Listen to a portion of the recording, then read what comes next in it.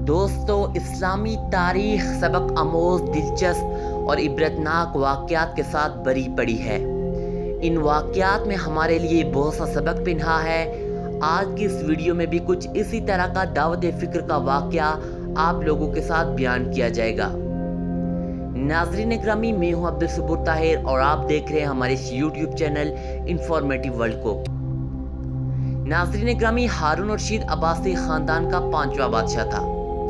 عباسیوں نے طویل عرصے تک اسلامی دنیا پر حکومت کی، مگر ان میں سے سب سے زیادہ شہرت ہارون الرشید کو ہی ملی، جو کہ کسی اور عباسی خلیفہ کو نہ مل سکی۔ ایک مرتبہ ہارون الرشید کے دور میں بہت سخت قحط پڑ گیا۔ اس قحط کے اثرات سمرقند سے لے کے بغداد اور کوفہ سے لے کے مراکش تک ظاہر ہونے لگے۔ بادشاہ ہارون الرشید نے اس قحط سے نمٹنے کے لیے تمام تر تدابیر آزما لی۔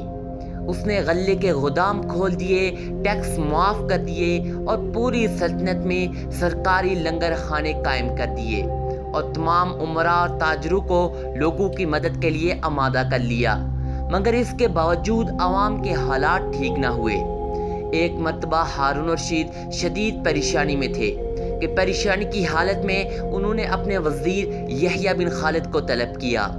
یحییٰ بن خالد بادشاہ ہارون الرشید کے استاد بھی تھے۔ یحییٰ بن خالد نے بچپن سے بادشاہ کی تربیت کی تھی۔ بادشاہ ہارون الرشید نے یحییٰ بن خالد سے کہا، استاد محترم، مجھے کوئی ایسی کہانی یا پھر داستان سنائیں جسے سن کر مجھے قرار آ جائے۔ یحییٰ بن خالد نے کہا، بادشاہ سلامت، میں نے اللہ کے کسی پاک باز بندے کی حیات طیبہ کے ذیل میں ایک داستان پڑھی ہے۔ غالباً وہی ہستی اس داستان کی راوی ہے جو کچھ اس طرح سے بیان کی گئی ہے۔ یہ داستان مقدر قسمت اور اللہ کی رضا کی بڑی برمحل اور شاندار تشریح ہے۔ آپ اگر اجازت دیں تو وہ داستان میں آپ کے سامنے دہرا دوں۔ بادشاہ ہارون الرشید بولا، جی استاد محترم، میری جان حلق میں اٹک رہی ہے۔ یحییٰ بن خالد نے کہا کہ کسی جنگل میں ایک بندریا سفر پر روانہ ہونے لگی۔ اس بندریا کا ایک بچہ بھی تھا، وہ اسے اپنے ساتھ نہیں لے جا سکتی تھی۔ چنانچہ وہ شیر کے پاس گئی اور اس سے کہا کہ آپ اس جنگل کے بادشاہ ہیں، میں سفر پر روانہ ہونے والی ہوں، میری خواہش ہے کہ میرے بچے کی حفاظت کی ذمہ داری آپ اٹھائیں۔ شیر نے حامی بن لی۔ بندریا نے اپنا بچہ شیر کے حوالے کیا اور خود سفر پر روانہ ہو گئی۔ شیر بندریا کے بچے کو اپنے کندھے پر بٹھاتا اور اپنے روزمرہ کے کام کرتا۔ ایک دن شیر معمول کے مطابق جنگل میں گھوم پھر رہا تھا کہ اچانک آسمان سے ایک چیل نے ڈھال گئی۔ وہ شیر کے قریب پہنچی، بندریا کا بچہ اٹھایا اور آسمان میں گم ہو گئی۔ شیر جنگل میں بھاگا دوڑا مگر وہ چیل کو نہ پکڑ سکا۔ اس کے بعد یحییٰ بن خالد رکا، اس نے ایک گہرا سانس لیا اور بادشاہ ہارون الرشید سے کہا، بادشاہ سمت، چند روز بعد بندریا واپس آ گئی اور شیر سے اپنے بچے کا مطالبہ کر لیا۔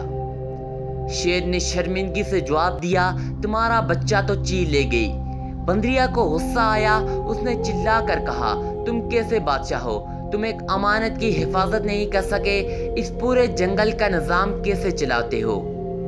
شیر نے افسوس سے سر ہلایا اور بولا، میں زمین کا بادشاہ ہوں، اگر زمین سے کوئی آفت تمہارے بچے کی طرف بڑھتی تو میں اسے روک لیتا، مگر یہ آفت آسمان سے اتری تھی اور آسمان کی آفتیں صرف اور صرف آسمان والا ہی روک سکتا ہے۔